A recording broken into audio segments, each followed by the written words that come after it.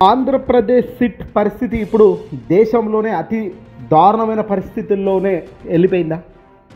అధికారం ఒక్కటే ఆయుధం తప్ప ఫలితాలు ఏమీ కూడా పనిచేయడం లేదా?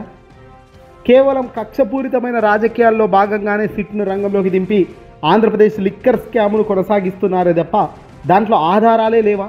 ఇదిగో ఇప్పుడు వెలుగులోకి వస్తున్న అనేక అంశాలు చూస్తుంటే అచ్చం అదే అంశం ఇప్పుడు పైకి కనబడుతుంది. మొదట 3,600 నుంచి 3,700 కోట్ల రూపాయల మద్యం కుంభకోణం జరిగిందన్నారు. గత ప్రభుత్వం నెలకు 50-60 కోట్ల రూపాయలు అక్రమ లావాదేవీలు జరిపినట్టుగా మీడియాలో హైలైట్ చేశారు. డబ్బులు ఎక్కడి నుంచి వచ్చాయి, ఎక్కడ ఖర్చు చేశారు అన్న దానిపై సిట్కు అసలు స్పష్టతే లేదు. సిట్ అసలు కుంభకోణం వివరాలు తేల్చలేకపోయింది. చేతులు ఎత్తేస్తుంది. డబ్బులు ఎక్కడి నుంచి ఎక్కడికి వెళ్ళాయి, ఎలా చేతులు మారాయి, ఇదిగో ఇవేవి కూడా స్పష్టంగా బయటకు రాలేదు. సిట్ కేవలం అరెస్టు చేసిన వాటి టార్గెట్ రాజకీయంగా కనబడుతుందే తప్ప వైఎస్ఆర్సీపీ పార్టీని ఇబ్బంది పెట్టడం, వైఎస్ఆర్సీపీ పార్టీ అధినేత మాజీ ముఖ్యమంత్రి జగన్మోహన్ రెడ్డి గారి టార్గెట్గా ఆయన కేంద్రంగానే రాజకీయాలు నడుస్తున్నాయి తప్ప లిక్కర్ స్కేమ్ నిజంగా జరిగిందా, జరిగితే అసలు ఆధారాలు ఏవి అనేదే ఇక్కడ పెద్ద క్వశ్చన్ మార్క్. సిట్ ఫెయిల్యూర్ కింద వెబ్ సిరీస్లు, సినిమా కథల్లాగా వార్తలు ఒకటెనుక ఒకటి వస్తూనే ఉన్నాయి. సిట్ ఛార్జ్ షీట్లో ప్రకారం 3,500 కోట్ల రూపాయల అక్రమ సంపాదన ముఖ్యంగా ఎన్నికల్లో ఖర్చు చేశారు, ఖర్చుకు ఉపయోగపడింది అంటున్నారు. ఈ డబ్బు ఎటువంటి రియల్ ఎస్టేట్ లేదంటే స్టాక్ లేదంటే గోల్డ్ అంతర్జాతీయ వ్యాపారాల్లో ఎక్కడ పెట్టుబడిగా కూడా వెళ్ళినట్లుగా మీడియా పేర్కొనలేదు. అయితే హైదరాబాద్ నగరంలో మాత్రం 11 కోట్ల నగదు సిట్ పట్టుకుందని చెప్పారు. ఈ నగదు ఎప్పటిది, ఎక్కడిది, ఎలా వచ్చిందనేది స్పష్టత లేదు. కోర్టులో కూడా సిట్ పూర్తి వివరాలు చూపలేకపోయింది. దీనిపై రాజ్ కసిరెడ్డి పిటిషన్ వేశారు. ఇంకా ఆ పిటిషన్ విచారణ కొనసాగుతుంది. అయితే దీంట్లో హైలైట్ ఏందా అంటే మీడియా కోర్టు కన్నా వేగంగా తమ తీర్పులను చెప్పడం, జగన్ను టార్గెట్గా చేస్తూ ప్రతిరోజు కొత్త కొత్త కథనాలు తెచ్చుడు, ప్రచురించుడు.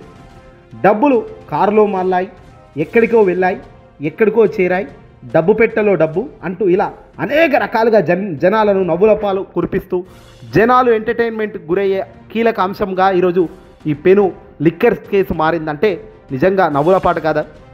వైఎస్ఆర్సీపీ పార్టీ హయాంలో జగన్మోహన్ రెడ్డి గారు అధికారంలో ఉన్నప్పుడు జరిగింది ఏమిటి అనేది కళ్ళకు కట్టినట్లు చూపించగలిగినప్పుడు, ఆధారాలు బయట పెట్టినప్పుడు ప్రభుత్వాలు ఎస్ శబాష్ జగన్మోహన్ రెడ్డి గారు తప్పు చేశారని ఆ రోజు ప్రజలు నమ్ముతారు. కానీ రాష్ట్ర శాసనసభ ఎన్నికల్లో వైసీపీ ఖర్చు పెట్టిందని చెప్పారు. ఈ డబ్బు అటు తిప్పి ఇటు తిప్పి ఏం చేశారో చెప్పారు.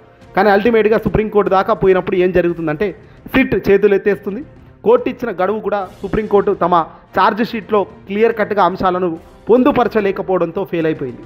దీంతో నవ్వుల పాలు అయ్యే దానికే సిట్ తన విచారణలో ఉంది తప్ప కక్షపూరితంగానే సిట్లు తయారులు చేసి ముఖాల గుర్తున్నారు తప్ప వాస్తవ కథనాలు లేవు. వాస్తవాలు లేవు కాబట్టి ఖచ్చితంగా ఈ కేసు త్వరలో పెద్ద ధర్మాసనమైన సుప్రీంకోర్టులో రిలీఫ్ దక్కుతుందనేది రాజకీయ నాయకులు, రాజకీయ విశ్లేషకులు అభిప్రాయం వ్యక్తం చేస్తున్నారు. సిట్ సమాధానాలు చెప్పలేనప్పుడు, సిట్ సరైన ఆధారాలు చూపించలేనప్పుడు ఒక వ్యక్తిపై ఆరోపణలు చేయడం కరెక్టేనా? ఒక వ్యక్తిపై ఆరోపణలే కాదు, ఏకంగా న్యాయస్థానాన్ని మించి మీడియా ప్రచారం చేస్తున్న మీడియా సంస్థ అధిపతులు చేస్తున్న పనులు ఎంతవరకు కరెక్ట్ అన్నది కూడా ఇక్కడ సమాజం ఆలోచించాలి. జరిగిపోయింది మోసం, జగన్ దోచేశాడు లక్షల కోట్లు అంటూ ఆనాడు వైఎస్ఆర్సీపీ పార్టీ ఆవిర్భవించినప్పుడు అంటే వైఎస్ రాజశేఖర రెడ్డి గారి మరణానంతరం జగన్మోహన్ రెడ్డి గారిపై బురద జల్లారు. ఎక్కడ జగన్ పైకి వస్తాడో, ఎక్కడ జగన్ రాజకీయంగా ఎదుగుతాడో అని. ఆ రోజు చంద్రబాబు నాయుడు గారు ఇదే రాజకీయాలు కాంగ్రెస్ పార్టీలో ఉండి చేశారు. ఆ కాంగ్రెస్ పార్టీతో జతగట్టి చేశారు. చివరికి ఏం జరిగింది? అల్టిమేట్గా కామ్గా ఉన్న జగన్ ఊరుకున్నాడు, పార్టీ పెట్టాడు, ప్రజల్లోకి వెళ్ళాడు, జైలు పాలైనా పర్వాలేదు అనుకున్నాడు. 16 నెలల జైలు జీవితం తర్వాత తాను నిలదొక్కున్న విధానం చూస్తే శబాష్ అని అనిపించక తప్పని పరిస్థితి ఆ రాజకీయ చరిత్ర. ఈ రోజున అద్భుతాలు సృష్టిస్తున్నది ఎవరు? అధికారంలోకి వచ్చి 16 నెలలు అవుతున్న కూటమి సర్కార్ సూపర్ 6 అనేది ఎక్కడా కనిపించడం లేదు, ఎక్కడా వినిపించడం లేదు, అడ్వర్టైజ్మెంట్ కూడా లేదు. సూపర్ 6 ఇచ్చామంటున్నారు. ఎవరింటికి ఇచ్చారు? ఎవరి జేబులోకి పోయిందా సూపర్ 6 పథకాలు అంటే ప్రశ్నార్థకమే. ఆంధ్రప్రదేశ్కు కనీ విని ఎరగని స్థాయిలో ప్రభుత్వం ముందుకు పోతుంది చంద్రబాబు హయాంలో అనేది ఒక బ్రాండ్ ఇమాజినేషనే తప్ప వాస్తవ కథనంలో అది అమలు జరగడం లేదు అనేది ప్రజల నుంచి వస్తున్న వార్తలు.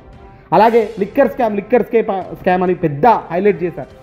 జగన్మోహన్ రెడ్డి గారిని అరెస్టు రేపు మాపు అన్నారు. కట్ చేస్తే నార్మల్గా ఉన్న వాళ్ళ ఆధారాలే చూపించలేకపోయి కింద మీద పడుతున్నారు. ఇంకా జగన్మోహన్ రెడ్డి గారు అసలు ఎక్కడున్నారు, ఏం తీసుకున్నారు, జగన్మోహన్ రెడ్డి గారి చేతికి ఎంత వచ్చింది, ఇవేవి కూడా చూపించే కార్యక్రమం చేయకపోగా సిట్ తమకిచ్చిన సమయాన్ని కూడా వృధా చేస్తూ టైంపాస్ చేస్తూ చేతులు ఎత్తేస్తుంది. ఈ కేసు కనుక సుప్రీంకోర్టు ధర్మాసనం వైపు వెళ్తున్న తరుణంలో ఖచ్చితంగా మంచి జరుగుతుంది. కాస్త ట్రయల్ రన్లు, ఈ రన్లు, ఆ రన్లని కోర్టు పరిధిలో ఉంది కాబట్టి కోర్టు పరిధిలో ఉన్నప్పుడు కొన్ని అంశాలు కోర్టు చెప్పినట్టు అడుగులు వేయాలి కాబట్టి లేట్ అవుతుందేమో, కానీ అల్టిమేట్గా బిగ్ రిలీఫే రాబోతుంది జగన్మోహన్ రెడ్డి గారికి. ఈ పెట్టిన ప్రతి మచ్చకు రాబోయే దుర్వాసన కూటమికే బలంగా తగలబోతుంది అన్నది కూడా సత్యంగా కనబడుతుంది. ఎందుకంటే మంచి చేయకపోగా చెడు విపరీతంగా చేస్తూ పోతున్నారు. ఇలాంటివన్నీ కూడా నవ్వుల పాలవ్వడం తప్ప మరో లేదు. కూటమి సర్కార్ ఏర్పాటు చేసిన మిగతా సీట్లకు సంబంధించిన పరిస్థితి కూడా ఇలాగే ఉంది. గతంలో కూడా సీట్లు పనికిమాలిన సీట్లుగానే ఉన్నాయి. విశాఖ భూముల అంశానికి సంబంధించిన ఏర్పాట్లు చేసిన సీట్లు కావచ్చు, వివేకానందరెడ్డి కేసుకు సంబంధించిన ఏర్పాటు చేసిన సీట్లు కావచ్చు, ఏ సీట్లు చూసినా పరిస్థితి మాత్రం శూన్యం.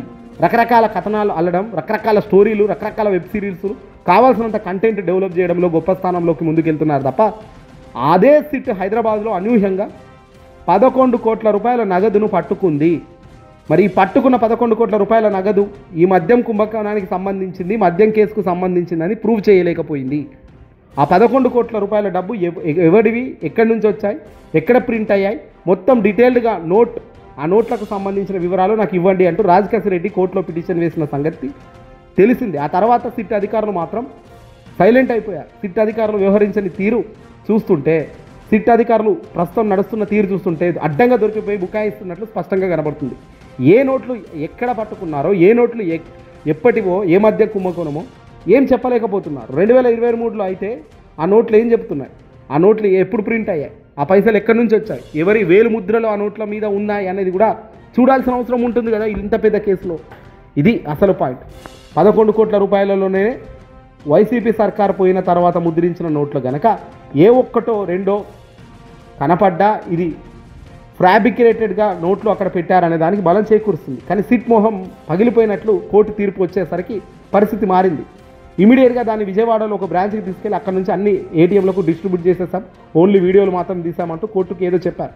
దానికి సంబంధించిన ఇంకా విచారణ జరుగుతూనే ఉన్నప్పటికీ ఇలాంటి కథనాలు, ఇలాంటి కట్టుకథలు చెప్పడం తప్ప వాస్తవాలు లేవు. సిట్ అధికారులు కానీ, చంద్రబాబు నాయుడు గారు కానీ, తెలుగుదేశం పార్టీ కానీ జగన్పై కేవలం నిందలు, ఆరోపణలు వేయడంలోనే సక్సెస్ అవుతున్నారు. కానీ అందులో నిరూపించేందుకు ఎందుకు కనీసం కోర్టుల్లో కూడా ముందుకెళ్ళలేకపోతున్నారు. మరి ఇదే మీరు చేయలేనప్పుడు ఆంధ్రప్రదేశ్లో మాజీ ముఖ్యమంత్రిగా ప్రస్తుతం ఉన్న మాజీ ముఖ్యమంత్రి మొన్న 2024 కన్నా ముందు 2023లో చంద్రబాబు గారిని అరెస్ట్ చేసినప్పుడు ఎంత పకడ్బందీగా, ఎంత వ్యూహాత్మకంగా, ఎంత ప్లానింగ్తో చంద్రబాబు చేసిన అవినీతిని మొత్తం కూడా రంగరించి ఒక ఫార్మేట్కి తీసుకొచ్చి ఆ పబ్లిక్ కోర్టుల్లో పెట్టినప్పుడు కోర్టులు అంగీకరించి తప్పు జరిగింది ప్రాథమికంగా ఇక్కడ కనబడుతుందని వాళ్ళు గ్రహించారు కాబట్టి కదా ఆ రోజు చంద్రబాబును జైలుకి పంపించారు. 53 రోజుల పాటు పెద్ద పెద్ద లాయర్లను పెట్టినా కూడా ఆయన బయటకు వచ్చే పరిస్థితి లేదంటే ఎంత బలంగా ఆయన దొరికిపోయారు. మరి అలాగా జగన్మోహన్ రెడ్డి గారు నిజంగా తప్పు చేస్తుంటే ఈరోజు ఆయన జైలుకు పంపించాలి, అరెస్ట్ చేయాలి. ఆధారాలే లేనప్పుడు ఇవన్నీ ఏం జరుగుతాయి? ఏ ఆధారాలకు కనీసం కనబడటం లేదు అవును ఈ మాదిరి జరిగిందనేటట్టు. ఇదంతా కూడా ఉట్టి కల్పితాలు అనేది క్లియర్గా తెలుస్తుంది.